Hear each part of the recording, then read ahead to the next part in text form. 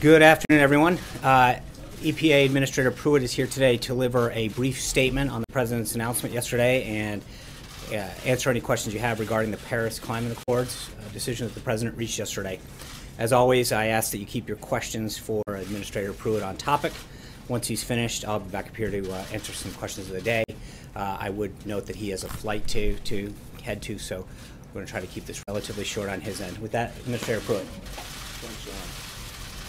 Well, it's good to be with you this afternoon, and want to first begin by saying that the President made a very courageous decision yesterday in behalf of America.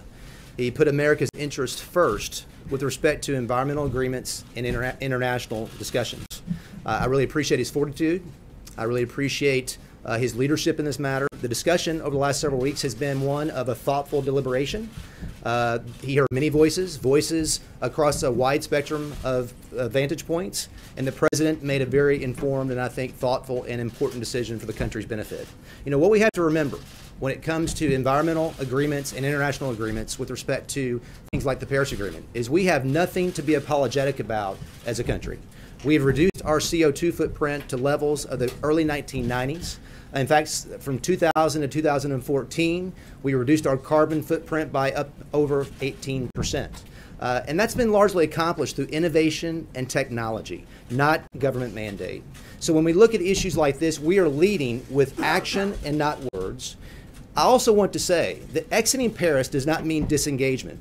In fact, the President said yesterday that Paris represents a bad deal for this country. It doesn't mean that we're not going to continue the discussion.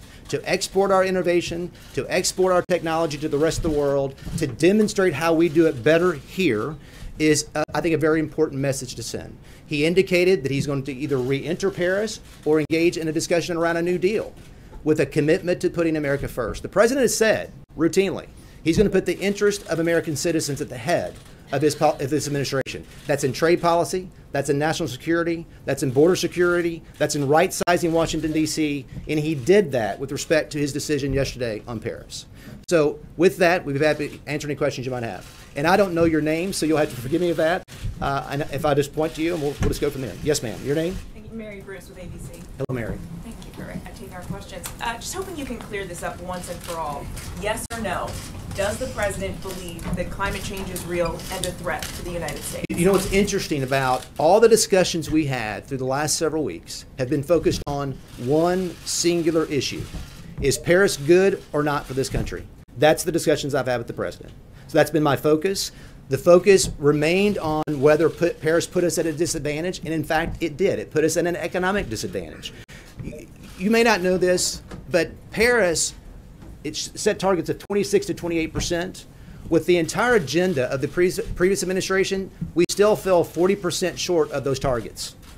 It was a failed deal to begin with. And even if all of the targets were met by all nations across the globe, it only reduced the temperature by less than 0.2 degrees.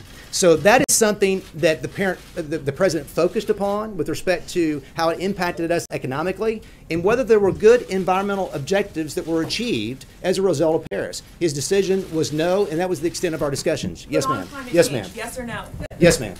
0.2% of 1% statistic that you're citing, the MIT scientists who helped with that report say that Trump, quote, badly misunderstood the findings of that report, and that, in fact, if we take no action, temperatures could rise a devastating 5 percentage points. So specifically, what other science? There were other studies that were published. Rely on. There were other studies published at the time. The MIT study was something that, as you indicated, showed 0.2 degrees. They didn't have a corner on the market as far as the studies at that time. There were many at that point. We can provide those to you. What's clear about Paris, what's clear, is if you go back and look at the criticism that was being levied against the Paris Agreement, it wasn't just from folks in this country who wanted it to be ratified or were critical of the processes. The environmental left was very critical of Paris. In fact, James Hansen is an individual who said at the time it was a fake and a fraud, and the general counsel of the Sierra Club said the same thing. So if you go back and read the media accounts, there was much criticism, largely because it did not hold nations like China and India accountable. As you know, China did not have to take any steps of compliance until 2030. India had no obligations until $2.5 trillion of aid were provided.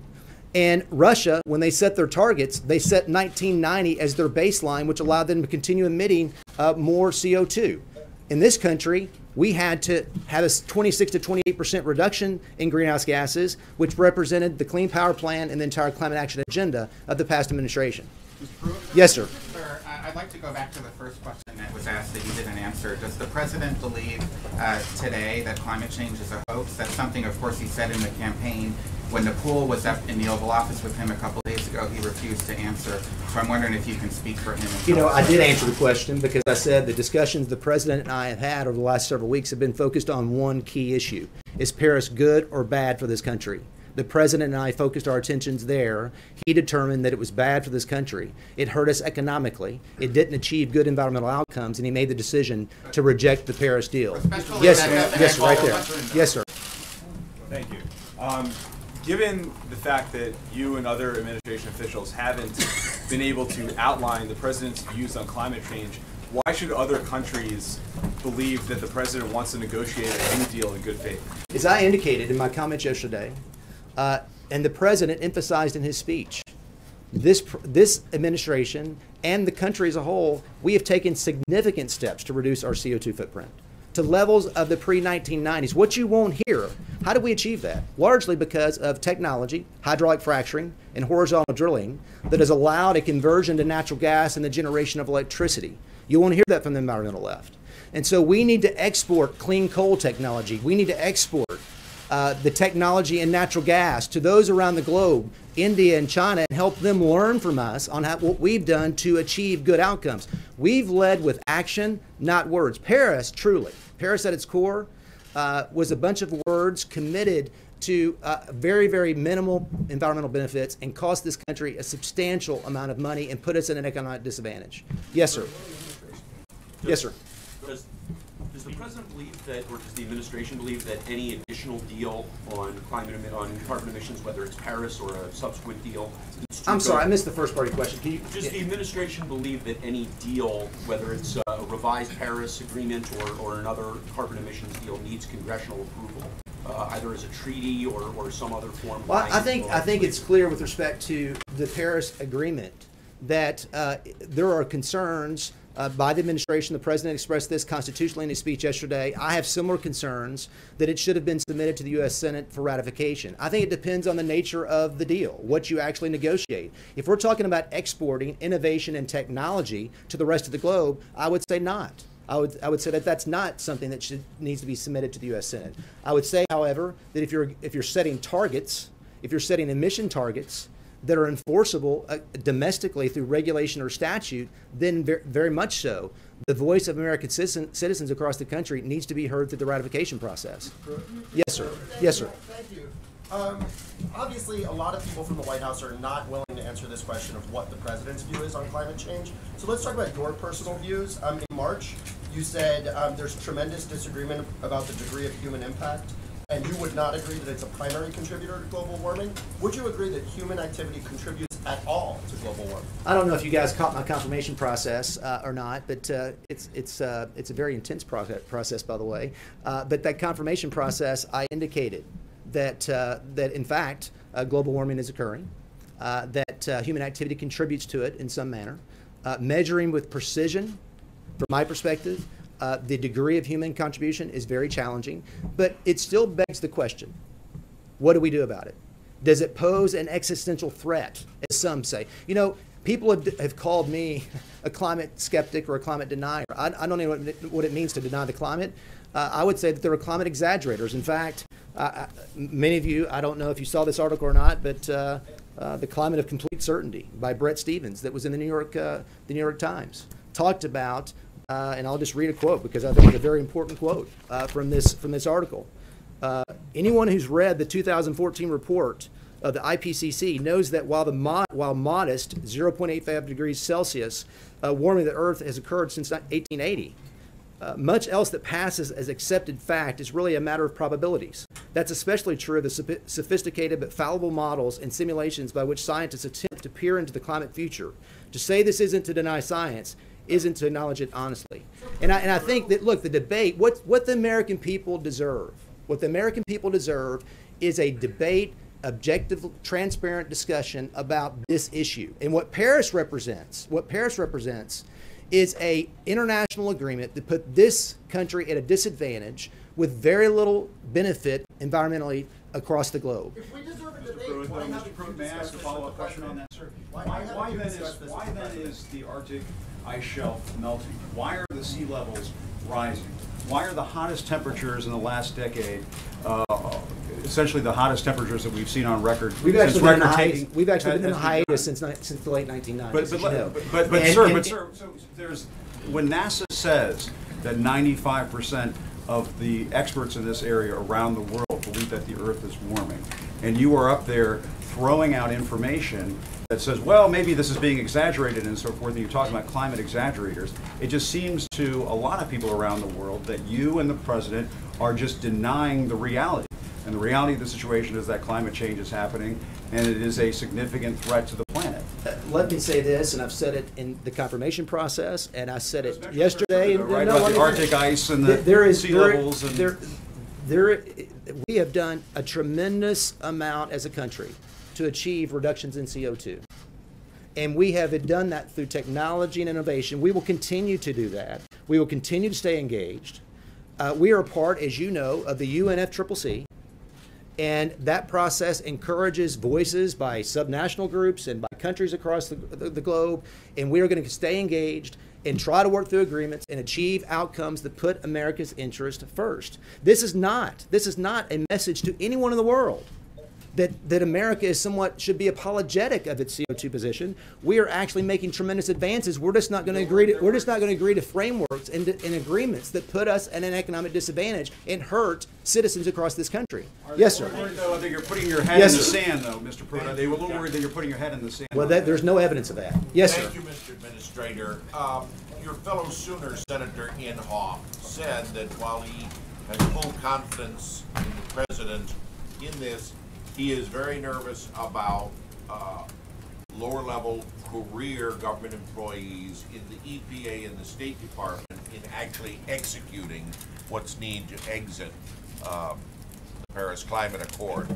As the administrator of EPA, what do you say to your own senator? What's important to know is that the president said unequivocally yesterday that the targets set in Paris, the 26 to 28% targets, are not enforceable and are not going to be complied with. The Green Climate Fund, where the United States committed $3 billion of initial funding, is not going to continue. That is unequivocally the case, and that's going to be immediate. Now, there are discussions that are ongoing with the Justice Department on the steps that we'll be taking to execute the withdrawal and the exit. That's something that's going to be happening over the next several weeks. But as far as the targets are concerned, as far as the Green Climate Fund, that is immediate, and it's something that's clear. Yes, ma'am. Thank you. European leaders have made it very clear. I'm sorry? That European leaders have made it very clear the deal can't be renegotiated. So how does the president renegotiate a deal when the other parties aren't willing to come to the table?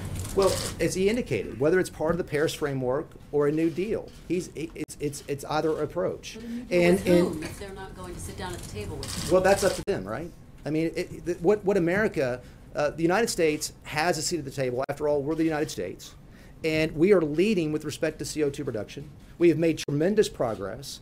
If nations around the globe want to seek to learn from us on what we're doing to reduce our CO2 footprint, we're going to share that with them, and that's something that should occur and will occur in the future. And we will reach out and reciprocate with nations who seek to achieve that. And just a quick follow-up. You're the EPA administrator. Shouldn't you be able to tell the American people whether or not the president still believes that climate change is a hoax? Where does he stand? As I indicated several times through the process, there's enough to deal with respect to the Paris Agreement and making an informed decision about this important issue. That's what our focus has been over the last several weeks. I've answered the question a couple of times. Yes, sir. Yes, sir. This gentleman right here. Yes, this gentleman right here. This gentleman right here. Yes. Thank you. Isn't it of concern that the United States has broken a promise to 190 countries, and the president did not address that particular point? And second, you've several times raised that the lowering of CO2 levels. Isn't the reason for lower CO2 levels because of blocking the smokestack spews that now are not allowed, the kind of regulations that the administration is now opposing? As I indicated, largely We have reduced our CO2 footprint through innovation and technology, not the least of which is hydraulic fracturing and horizontal drilling. Now, the first part of your question, I forget?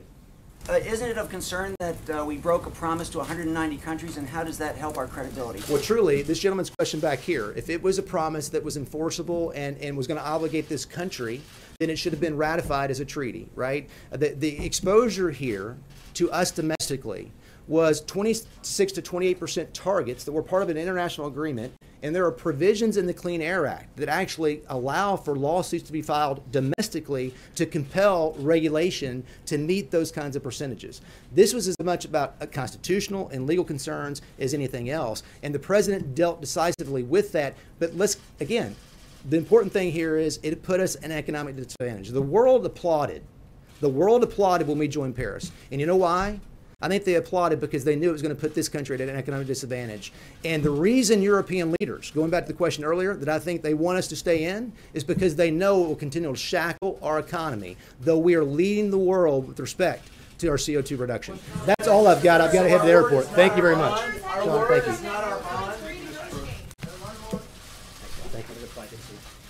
You want your glasses? Why did you celebrate at a French restaurant last night? Was that a symbolic gesture? Thanks, Administrator Pruitt. Earlier this morning, the May jobs report was released showing that Americans seeking jobs are having more success finding them than at any point in the last 16 years. There's a lot of positive signs coming out of the job market. Over 600,000 private sector jobs have been added since the president took office. The key U6 unemployment rate, which gives a broader look at both unemployment and underemployment, fell a full percentage point since the president took office in January. Long-term unemployment is down by 187,000 since the president took office, and America's miners and drillers are getting back to work, with that sector showing job growth for the seventh straight month. The president's not going to stop until every American who wants to work can find meaningful employment. That's why we're working tirelessly on policies that will keep the economy growing, with a tax plan that will leave more money in the pockets of hardworking Americans and making it easier for businesses to thrive, an infrastructure initiative that will generate $1 trillion of investment and put Americans back to work, rebuilding our nation's crumbling roads and bridges, repealing and replacing the job-killing Obamacare with a system that encourages competition and drives prices down, and a systematic regulatory reform to reduce unnecessary burdens on manufacturing and other key industries, aiming for the most far-reaching rollback since the Reagan years. You can expect the president to be focusing even more on jobs this month and holding events in Washington and outside, pushing his pro-growth, pro-jobs agenda.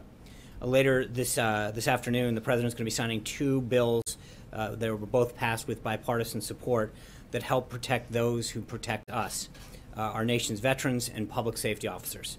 First, the Public Safety Officers Benefit Improvement Act of 2017, which was co-sponsored by Senate Judiciary Committee Chairman Chuck Grassley of Iowa and Senator Kristen Gillibrand of New York. It was unanimously passed by the Senate last month. It will reduce the unacceptable backlog of families awaiting approval of survivor benefits and public safety officers that were killed in the line of duty. The second is the American Law Enforcement Heroes Act, which is co-sponsored by Senator John Cornyn and Senator Amy Klobuchar, which also unanimously passed the Senate and assists state and local law enforcement in adding veterans to their forces by prioritizing the Department of Justice funding to law enforcement agencies that is used to hire veterans. It's critical that we support our veterans and the loved ones of those who have paid the ultimate price while protecting our communities. The president's glad to be signing these important bills today, and there'll be a pool spray at the top of that shortly. Also in Washington today, Education Secretary Betsy DeVos visited the Eagle Public Charter School this morning to show the administration's support for inclusive school environments and celebrate the launch of the Department of Education's new Individual with Disabilities Act effort. At the State Department, Secretary Tillerson met this morning with Foreign Minister of Brazil and is departing for Sydney, Australia this afternoon, where he will join Defense Secretary Mattis to participate in the 2017 Australia-United States ministerial consultations. Prior to his arrival in Australia, Secretary Mattis will attend the Shangri-La Dialogue in Singapore, where he will deliver remarks and meet with regional allies and counterparts to discuss security issues. With that, I'd be glad to take a few questions. Kevin. Thanks, Sean. I want to ask about the push for the travel ban to the U.S. Supreme Court. Is it fair to say that one of the reasons that the president wants to keep this going is obviously now we have a full court impaneled, but also because it gives the White House perhaps a chance to build on some momentum, especially if you look back at yesterday. It would appear that his base was very pleased with what the president decided to do. Is that part of the calculus? And I'd also like to ask as a follow about the XL pipeline. Can you give us an update on what's happening with that in terms of jobs and development? Yeah. I think that what we've said with respect to the executive order in question has been fairly consistent since its implementation and in the first court action. So last night we asked the Supreme Court to hear this important case and are confident that the president's executive order is well within his lawful authority to keep the nation safe and protect our communities from terrorism. The president's not required to admit people from countries that sponsor or shelter terrorism, and until he determines that they are properly vetted and do not pose a threat or risk to the United States. It's pretty consistent with what we've talked about. I don't have an update on, are you talking about in terms of production for Keystone? I don't have that at this time. Zeke? Thanks, John. You were asked earlier this week about the president's personal views on climate change and whether or not he believes it's a hoax. You said you hadn't had a chance to have that conversation with him. Now it's been 48, 72 hours. What does the president actually believe about climate change? Does he still believe it's a hoax? Could you clarify that, since apparently nobody else in the White House can? Yeah, I have not had an opportunity to have that discussion. Don't the American people deserve to know what the president believes on such I an think important that issue? Administrator Pruitt pointed out that what the president is focused on is making sure that we have clean water, clean air, and making sure that we have the best deal for the American workers. Blake. Trey. Trey, sorry. No worries. Quick question for you on related to the Paris Climate Agreement. Why does the president feel it's important to continue to reduce carbon emissions and export clean energy technology? I think he understands the importance of clean air, clean water, as I just mentioned, and a healthy environment, but also doing so in a way that provides the American workers and our economy a way to grow. But obviously, as Administrator Pruitt pointed out, that we've got a lot of technology that we can export to other countries and help them. Just a quick question as it relates to climate change. A very simple definition of climate change is a change in the Earth's weather patterns.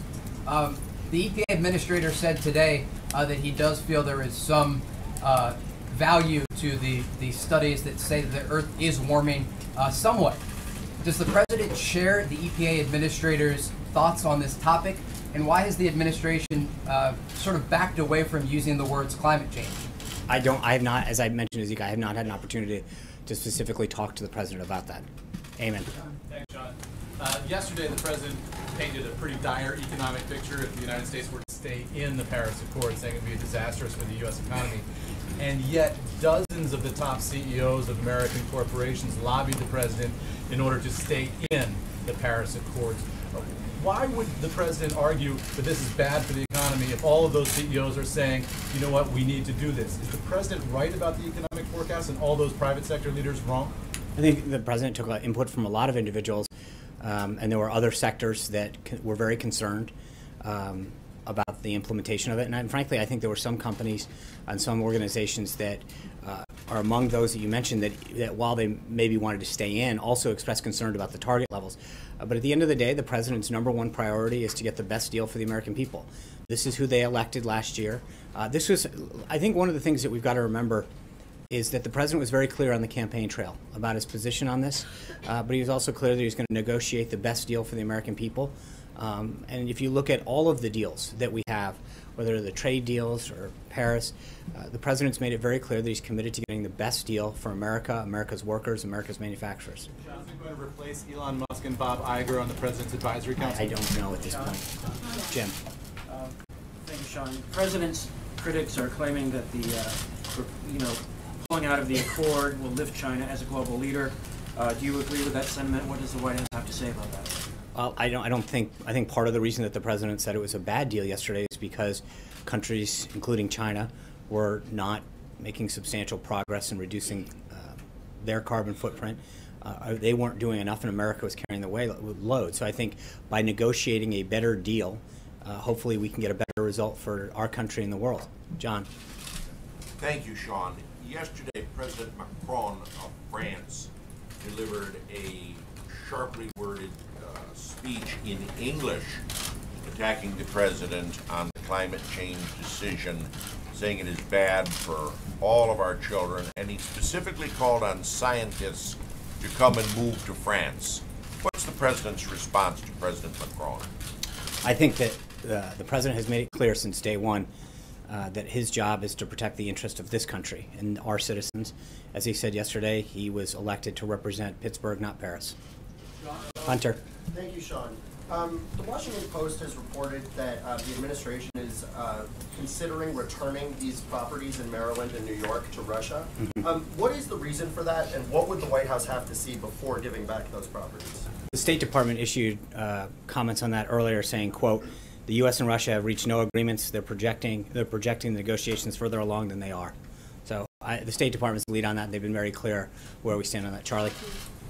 Has the president been following the Kathy Griffin meltdown, and does the family want a personal apology for the beheading photo? Does what, please? Does the family want a personal apology from Kathy Griffin after the beheading photo? Yeah, the president, the first lady, and the Secret Service have all made it very clear their view on those thoughts. Steve? Sean, it's been a matter of curiosity in this town for a couple of days now. Is the White House going to invoke executive privilege to prevent James Comey from testifying before the Senate Intelligence Panel next week? That committee hearing was just noticed, and I think obviously it's got to be reviewed. So that is not a no? No, it's just saying I don't. It literally, my understanding is the date for that hearing was just set. I have not spoken to counsel yet. I don't know how they're gonna respond. Jen. Two questions, Sean. One on the tax bill and one on the debt ceiling. In the Rose Garden yesterday, the president said something about our tax bill is moving along in Congress very well. We've heard something about a bill being drafted in House Ways and Means. Is that what he was talking about, or what tax bill was he referring to? I think, as you know, Secretary Mnuchin and Director Cohen were here a couple weeks ago laying out the broad principles of what they look to see in legislation. They've had several discussions, both in the House and the Senate, bipartisan and industry groups, and I think that the reception that the President's initiative has received in both chambers is moving along very well with leadership and rank-and-file members. Ceiling, we've been getting some mixed messages from administration officials on whether you'd like to see a clean debt bill or whether you'd be. Can you explain what the president's feeling is on whether he'd like to see riders attached on decreasing spending or whatever? What is his feeling? I think both Secretary Mnuchin and Director Mulvaney have weighed in on this. This is something that we're going to work with Congress on. So we're not there yet. It's something that our team is going to continue to work with them. Jessica.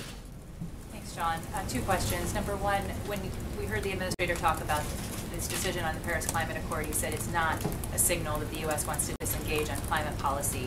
So what are the steps that the administration is taking to engage internationally on climate? And secondly, as you well know, climate has been a key part of cooperation between the U.S. and China. Will you try to replace that very important sort of intersection of interest with something else? Will you continue to do some technological cooperation on clean energy, for example, with the Chinese? Do you have any thoughts on that? Well, this is a decision that was just made yesterday afternoon, and I think the President is going to engage both with domestic stakeholders. He mentioned in the speech yesterday he looks forward to talking to leaders in both parties about a way forward and reasonable ways in which we can engage in that. And then he'll obviously continue to talk to world leaders, but that's a process that has to evolve. What's that? China, the relationship with China as a point of cooperation. Have you guys given some thought to how you'll manage? Because the model was you manage tensions with China as the U.S. government by having areas of cooperation, and this was previously an area of cooperation. There's obviously other areas that the White House is working on now with China, but do you envision some other cooperation on the area of climate with the Chinese government? Well, the relationship that President Trump has established through President Xi has been quite remarkable. He's talked about it very clearly, and it's a model in which they'll continue to build their relationship and talk about issues, whether it's this or North Korea or other areas, economic areas, that they're going to work together on. So I think that the great thing about this issue is that the relationship that the President has and continues to build with President Xi is one that will allow them to move forward. Thank you, Sean. In a recent statement by Senator McCain, he said that Vladimir Putin is a greater threat to the United States security of the U.S. than ISIS. Has the President had any conversation with you about that comment? No, he hasn't. Sean, thank you. Secretary Mnuchin has said that he wants the debt ceiling raised before the August recess, that we're going to run out of money by then. This morning, he wants it clean as well. This morning, Gary Cohn said that the administration is willing to do whatever with Congress to get it passed before August, and the Freedom Caucus has said they want spending cuts. So what does this look like? It doesn't sound as if the Treasury Secretary is going to get a clean bill. What's the administration willing to take as far as spending cuts to get the debt ceiling raised? I mean, I think that was the nature of what Jen was asking, and I think that is a conversation that our team is going to have with congressional leaders and other stakeholders, Freedom Caucus and other members, about what it's going to take. I think there's a bipartisan recognition that we need to get that done. And so Secretary Mnuchin, Director Cohn, Director Mulvaney, and other members of the team will continue to work with congressional leaders to figure out what it takes to get it done. Sean, April. Sean, could you tell me, how is the president dealing with the fact that there are several mayors, many mayors, from a bipartisan group, the U.S. Conference of Mayors, who are against the president's withdrawal from the Paris Agreement?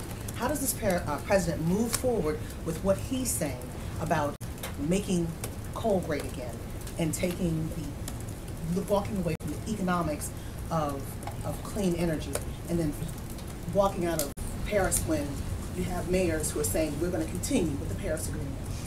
Well, if a mayor or a governor wants to enact a policy, that's on a range of issues, they're accountable to their own voters, and that's what they should do. We believe in states' rights, and so if a locality, a municipality, or a state wants to enact a policy that their voters or their citizens believe in, then that's what they should do. And one other question. But I will say that with respect to elected officials, there was, I think, a large contingent of officials at every level of government that were very pleased with the president's decision yesterday and applauded him for that. You have a bipartisan group of Republican and Democratic mayors who are very upset about this. And we have some bipartisan support for it. Okay, and last topic. There are numbers of reports on hate crimes. Nooses have been found at the museum, the new museum that the president toured, the African American History and Culture Museum. And also there was very negative word, one of the worst words you could say, spray painting on LeBron James' home. What is the president saying about this? Specifically, as people are saying over the last 130 plus days, people are feeling that there has been a divide that is perpetuated from this White House. Well, I would respectfully disagree with the premise of that. I think we need to denounce hate in any form, in any act, and this president made it clear from election night to his inauguration that he wants to unite this country moving forward. Caitlin. Thank you. Did Secretary of State Rex Tillerson endorse withdrawing from the Paris Climate Agreement? I'm not privy to the conversations that individuals had with the president. Is there a reason he wasn't at the announcement yesterday? I don't know. Okay, secondly, can you clarify the nature of the conversations that Jared Kushner had with Russian officials and a banker in December? And what was the date of the meeting with the banker? I cannot, and as I've mentioned the other day, that we're focused on the president's agenda, and going forward, all questions on these matters will be referred to outside counsel Mark Haskell. But how can you not answer questions on it when the president himself tweets about it? We're focused on his agenda, and all going forward, all questions on this matter will be referred to outside counsel. Jill. His tweets? Jill. Two things. Firstly, nobody is actually responding to any of those questions, so I don't know where you guys are in actually finding spokespeople or people who want to respond to those. That would be helpful. Okay. And then two things. Do you guys have any update on the search for the FBI director? As I mentioned yesterday, I guess a couple days ago, the president continues to meet, has met with some candidates. When we have an update on that, we'll let you know. Okay. And then you said that you hadn't talked to the president yet about whether he still believes that climate change is a hoax. Would it be possible for you to have that conversation with him and then report back to us at the next briefing? If I can, I will. Mary. Given that you and Administrator Pruitt can't say where the president stands on climate change, does this mean that members of this administration helped the president make this decision to withdraw from the Paris Accord without knowing where the president stands, without knowing whether or not he thinks climate change is real? My understanding is that individuals gave the president advice on the deal at hand, and he made a decision on what was best for the country and our people on the merits of the agreement. Sean, we know that the president heard a lot of points of view on this, on both sides of the issue, and there was an impression, maybe a false impression, that it was a difficult decision and that he was wavering. In the end, though, yesterday, he was emphatic about his, getting out of the agreement. In the end, was this an easy decision or was it a close decision? I honestly don't know. I mean, that's what the president is the ultimate decider, and when he comes to make a decision, when he gets the information that he's required, he lets us know that he has a decision, and he announces it. One other thing, there's a lot of talk about renegotiation. Why renegotiate? The United States has the authority to simply reduce the targets. Why not just do that? Because the president believes that it is in our country's best interest to renegotiate the deal. The president signed a waiver yesterday that delayed his campaign promise to move the embassy to Jerusalem. I know you said that this was to not hinder any sort of peace deal, but how confident can his supporters be that this is a campaign promise that he's going to keep? I think when the president signed the waiver under the Jerusalem Embassy Act and delayed moving the embassy in Israel from Tel Aviv to Jerusalem, no one should consider this step in any way to be a retreat from the president's strong support for Israel and for the U.S.-Israeli relationship. The president made this decision to maximize the chance of successfully negotiating a deal between Israel and the Palestinians, fulfilling a solemn obligation to defend America's national security interest. But as he repeatedly stated his intention to move the embassy, the question is not if that move happens, but when. But he promised during the campaign to do it on day one. I mean, is there a time frame now for when he will do this? His ultimate goal is to get peace, and as I said, it's not an if, it's a when. Francesca. Thank you, Sean.